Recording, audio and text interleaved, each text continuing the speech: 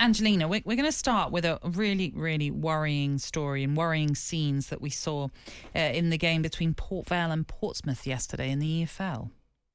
Yes, in The Sun, Max Short has done an article, Reffing Hell. So referee Craig Hicks ran literally for his life as he was chased off the pitch by a fan at Port Vale.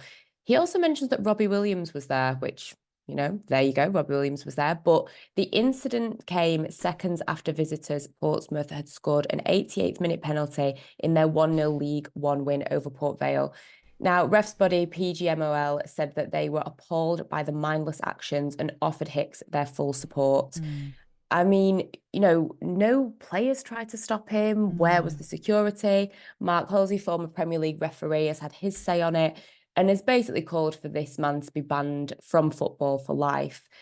And I tend to agree. I mean, how are we getting to this point that people think it's acceptable? You don't like a decision, so you run onto the pitch and do that. It's completely out of order. And I agree. I think that fans should be getting lifetime bans for this behaviour because I don't see any other way of them learning their lesson from it. Because if you get away with this and say maybe you're not allowed to go to a couple of games or something like that, I don't think that's really going to resonate with people who think that this kind of behaviour is acceptable.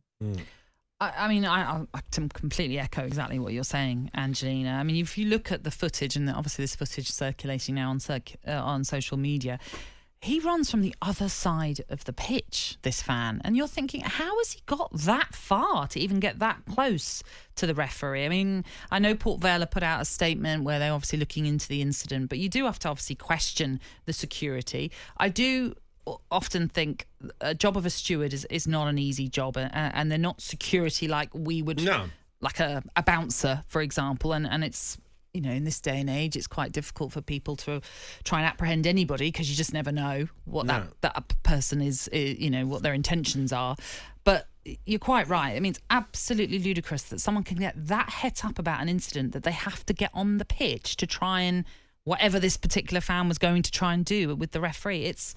It's ridiculous because ultimately it's a game of football, Cass. That's all it is. Look, it's not life and death. I think it's really tricky because, look, obviously at Port Vale, I'm pretty sure there wasn't a sellout there yesterday and there'd be a lot of spaces. Yeah, and, I can see that. That there's empty spaces and how much stewarding do you need? And then someone, a random, decides to go, I'm going over this. I'll find myself a little bit of space. I'm going to jump over the barrier.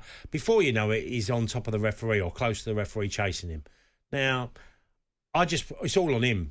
I don't want to, security, yes, to a degree, but how many can you have at Port Vale when you might have 5,000 people there, so... You can question security, but I do think stewards they're not like security. No, exactly. So they're not like the police.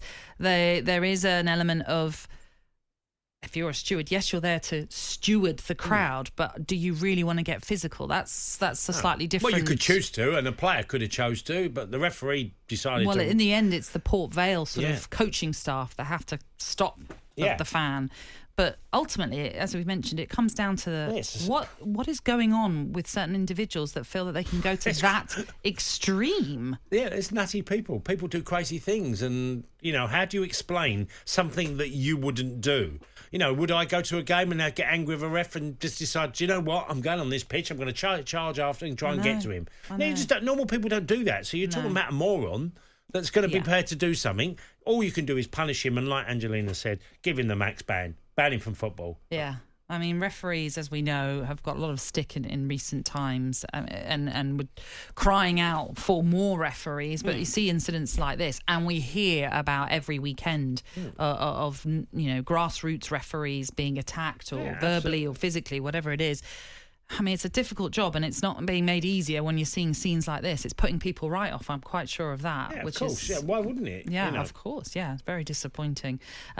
We await to see the further action that will be taken then with that. Weekend Sports Breakfast with Natalie Sawyer and Tony Cascarino. Sunday mornings from 6 on AM, on DAB, via the talkSPORT app and on your smart speaker.